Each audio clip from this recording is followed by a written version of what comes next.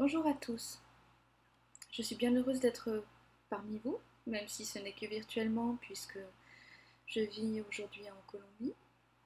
Je suis Ariane Biran, psychologue clinicienne, docteur en psychopathologie et auteur de nombreux ouvrages sur la psychologie du pouvoir, le harcèlement, la manipulation, l'autorité. Mon dernier ouvrage s'intitule Psychopathologie de la paranoïa et est paru en juillet 2016 chez Armand Collin.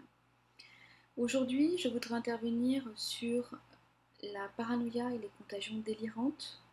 Alors je ne pourrais pas aborder l'ampleur du sujet, mais simplement je voudrais que cette conférence vous sensibilise pour le moins à l'importance de ce sujet. Et pour cela, je voudrais commencer par l'un des plus vieux livres de l'humanité, l'Iliade, et rappeler quand même ce que fut cette aventure de l'Iliade du point de vue qui nous occupe. Notamment le fait que nous avons donc à la base de la destruction de Troie, planifiée par les Grecs, un roi fou, le roi de Mycène, le roi Agamemnon, qu'on pourrait quasiment diagnostiquer de paranoïaque vu sa logique d'expansion guerrière, son impossible remise en question systématiquement, et l'impossibilité qu'il a finalement de supporter la moindre contradiction et la moindre résistance. Donc un roi Agamemnon qui sacrifie sa fille sur les rivages de l'Élade pour gagner la guerre de Troie. Alors, je voudrais rappeler qu'il capture sa fille de la manière suivante. Comment la fait-il venir sur les rivages de l'Élade avant de partir naviguer vers Troie? Il la fait venir en lui vendant l'amour.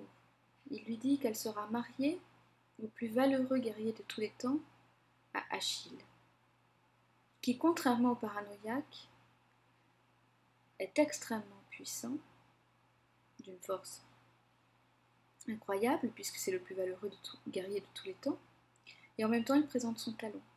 Donc, mi-homme, mi-dieu, mais il reste un humain avec sa capacité d'humain, alors qu'Agamemnon se prend pour Dieu. Et nous avons donc Achille, promis en mariage à Iphigénie, fille d'Agamemnon, Iphigénie qui fait le trajet avec sa mère Clytemnestre pour venir sur les rivages de Troie, de Grèce, et Agamemnon qui sacrifie sa fille. Achille essaye de défendre Iphigénie, et il avertit ainsi Clytemnestre, je vais citer un passage d'Euripide, le dramaturge grec, dans son œuvre Iphigénie à Aulis. Des cris terribles se font entendre parmi les Grecs, dit Achille. Quels cris, dis-moi, répond Clytemnestre. Au sujet de ta fille. Ce que tu me dis là est de mauvais augure.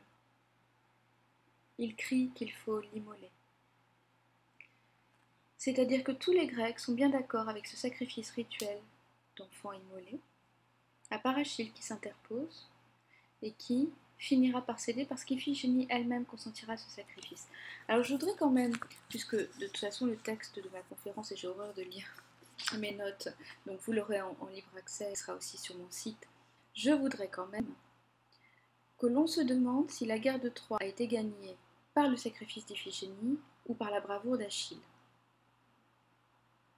Et je crois, il me semble, qu'elle a été gagnée par la bravoure d'Achille. Et parce que c'était écrit que si Achille partait à Troie, il gagnerait l'immortalité. Ceci, les dieux l'avaient écrit. Donc en aucune manière, ce sacrifice de sa fille par ce fou, furieux, paranoïaque d'Agamemnon n'a permis de gagner la guerre de Troie. Ceci est quand même important, et je voudrais le rappeler pour tous ceux qui pensent que sacrifier les enfants, ça plaît aux dieux. Donc aujourd'hui, je voudrais parler de la paranoïa comme le lieu de l'horreur sourde, c'est-à-dire celle que personne ne veut entendre. Très peu de professionnels osent nommer la paranoïa, très peu savent la diagnostiquer, la reconnaître, et ne pas non plus se laisser manipuler par la paranoïa. La paranoïa, c'est une folie résonante, comme l'avaient appelé les psychiatres Sergio Cabra au début du XXe siècle. C'est-à-dire que c'est une folie qui présente l'apparence de la raison, donc on se fait manipuler dans le langage. D'où la nécessité d'avoir de bonnes bases rhétoriques, et bien sûr, comme elles ne sont plus enseignées, tout le monde se fait manipuler par les paranoïaques. C'est un délire, qui est donc l'apparence de la raison, qui est interprétatif. C'est-à-dire qu'il fonctionne sur l'interprétation négative des signes, des gestes, de tout ce qui paraît étrange au paranoïaque, qui de toute façon se vit comme persécuté, et projette systématiquement que l'autre est le persécuteur. Et bien évidemment, le persécuteur, c'est celui qui ne rentre pas dans son délire. C'est-à-dire celui qui mène une opposition, celui qui n'est pas complètement aliéné. Et donc la paranoïa désigne des boucs émissaires à abattre, c'est-à-dire ceux qui ne rentrent pas dans le délire, ou pas totalement. C'est une psychose, c'est-à-dire que c'est grave, dangereux, elle est d'autant plus dangereuse que méconnue, et d'autant plus méconnue que dangereuse. Et elle va fonctionner avec les institutions comme elle fonctionne dans la politique, comme elle fonctionne partout, dans les familles, de manière masquée, en s'alliant à la perversion, souvent. Les deux pathologies sont expertes en manipulation, et en manipulation érotisée des institutions, et dans la paranoïa, il y a une manipulation érotisée de l'institution judiciaire. C'est-à-dire que la scène d'amour du paranoïaque, de lui-même bien sûr, sa grande mégalomanie, c'est la scène du pénal. Donc il se fantasme pas exactement, c'est pas le bon terme, parce que le fantasme est de l'ordre du...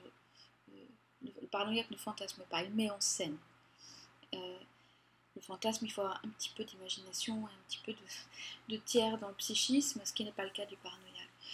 Mais il se vit dans cette scène, cette grande scène théâtrale du pénal. Ceci est important parce que le paranoïaque va idéaliser, et il fonctionne par idéologie. Alors une idéologie, c'est quoi? C'est une croyance érigée en vérité.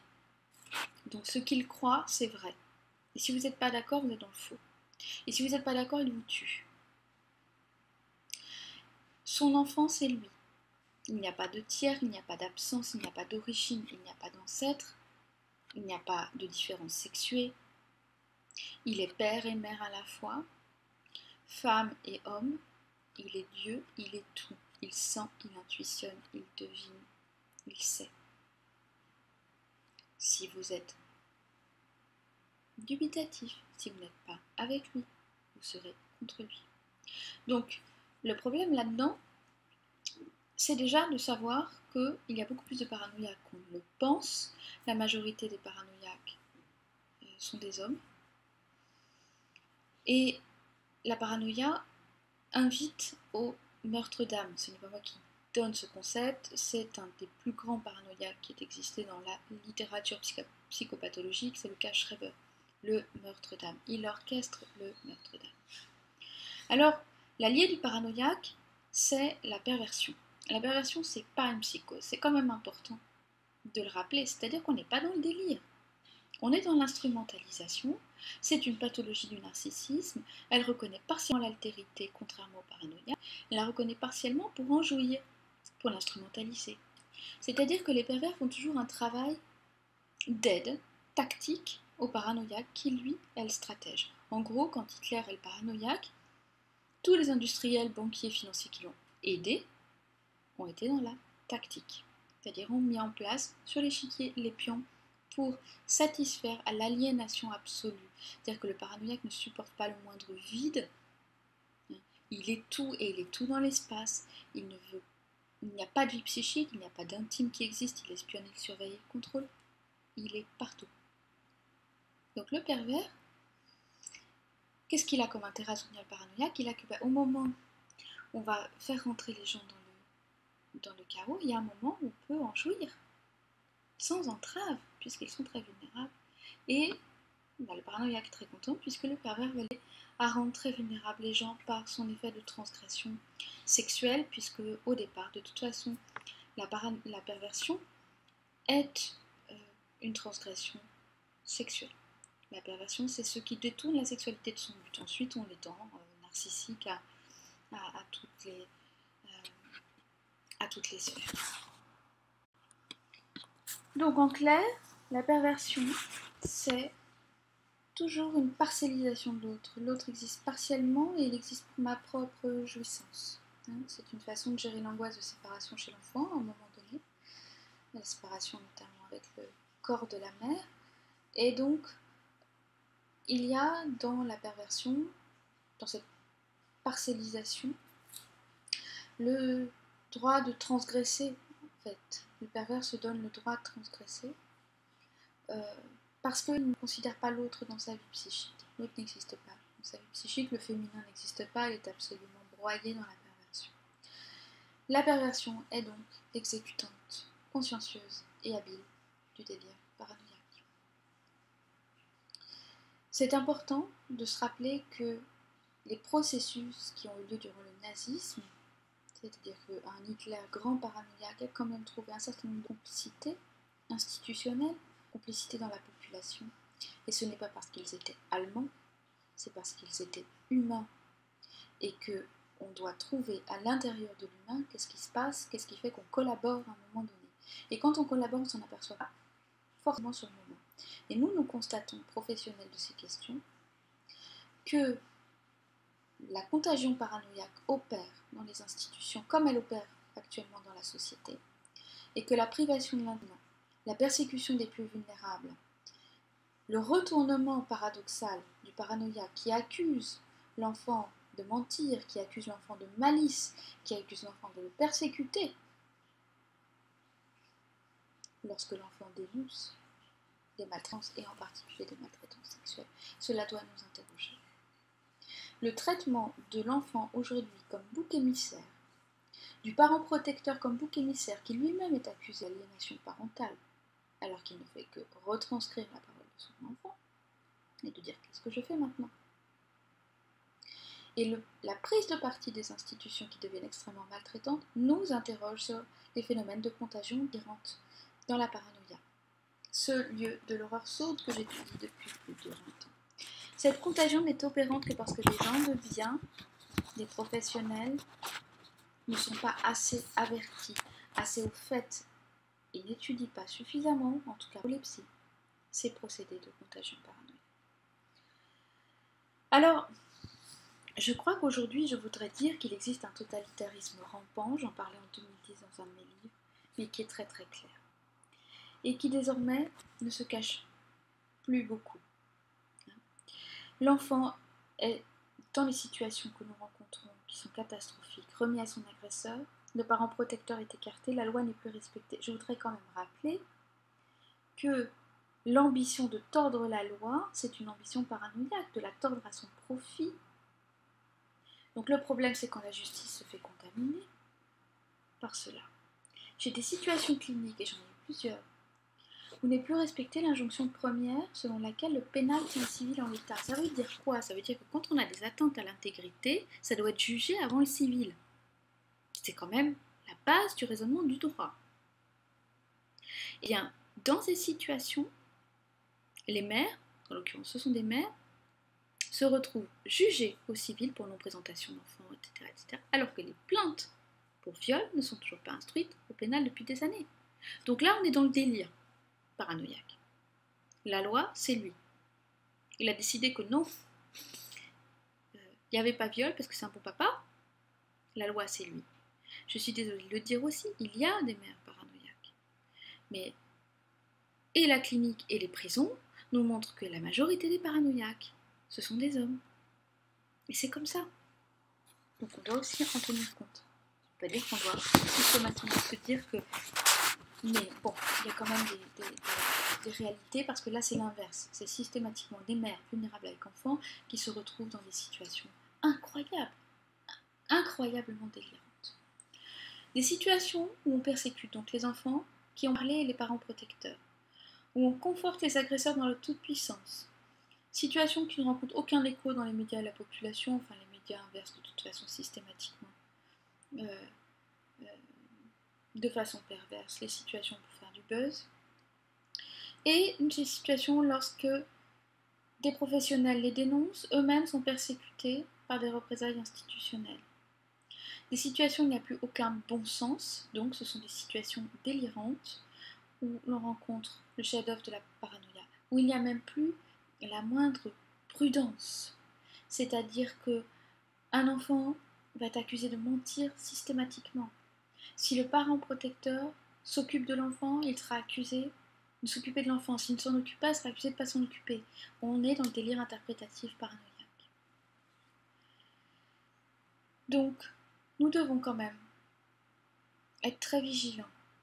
À une heure où une actualité où de nombreux pédocriminels, dont certains connus, ne sont pas poursuivis et participent au fonctionnement de la société. Fonctionnement pervers sans être pour le moindre du monde entravé. La contagion délirante de la paranoïa sert l'intérêt des pervers, ceci doit être très clair. Et les pervers, leur intérêt, c'est la transgression sexuelle de l'intime, et en particulier de l'enfance. Donc le paranoïaque, il délire sa toute-puissance. Il est tout. Il est omniscient et omnipotent. C'est ce que les Grecs anciens appelaient la démesure, celle d'Agamemnon, qui croit qu'en sacrifiant sa fille, il a gagné la guerre de Troie, alors que s'il la gagne, c'est parce qu'il y a Achille. Et qu'il n'a aucune reconnaissance envers Achille. Et la preuve, c'est qu'il commence à la perdre quand Achille ne veut plus faire la guerre. Cette démesure du paranoïaque démontre qu'il se prend pour Dieu. Et il pense même que si quiconque lui désobéit à Dieu. Le délire paranoïaque est prosélyte, c'est le délire des sectes, des fanatismes religieux. Et donc, de nombreuses violences émanent des profils paranoïaques en protection de l'enfance. Le cas clinique majoritaire, c'est celui d'un père paranoïaque qui, n'ayant pas digéré narcissiquement la séparation qu'il vit, même lorsqu'il en est à l'initiative, et vit comme trahison de l'autre, persécute son ex, la harcèle et prend les enfants en otage en les aliénant, maltraitant, jusqu'à les abuser sexuellement ou les remettre à des abuseurs sexuels pour exercer davantage d'aliénation sur son ex. Comme le paranoïaque est procédurier, il partira en justice ou fera en sorte que son ex parte en justice pour être dans cette scène judiciaire qu'il affectionne. Je rappelle quand même une base, c'est que le paranoïaque, donc c'est un délirant très très grave, qu'on ne le repère pas facilement puisque c'est une folie résonante qui a toute l'apparence de la normalité, et que ce paranoïaque, on ne médiatise pas avec lui puisqu'il n'y a pas de tiers. Ce n'est pas un conflit, c'est une tentative d'aliénation des institutions, comme des parents protecteurs, comme des enfants victimes, sur l'autel de l'aliénation parentale. C'est-à-dire que ce concept même va être utilisé, mais c'est pareil que dans le harcèlement. Quand le paranoïaque dit « il me harcèle » alors que c'est lui qui harcèle. On est sur de la projection en permanence, donc il va falloir de la prudence, et il va falloir beaucoup de bon sens aux professionnels pour gérer ces situations dans ces institutions qui sont désormais, on le voit de plus en plus, contaminées. Le paranoïaque dit qu'on est avec lui ou contre lui. Si on est contre, il tue. Et si on est avec, il tue pour le bien autrui. Et le bien, c'est le respect de la loi telle que lui l'a définie, telle que lui l'entend. La loi sans altérité. La loi qui confère sa propre tyrannie. Donc je distingue bien le délire paranoïaque de l'emprise perverse. L'emprise, c'est le fait du pervers qui joue de sa victime, de sa proie comme une marionnette, mais c'est un peu quand même extérieur à lui. Donc il va chercher à exercer une domination sur ce qui est extérieur à lui, qu'il vit comme inanimé, mais qui est extérieur à lui. Le délire paranoïaque, c'est autre chose. Le délire paranoïaque, ce n'est pas de l'emprise. Le paranoïaque, il est dans l'aliénation. Il doit s'aliéner.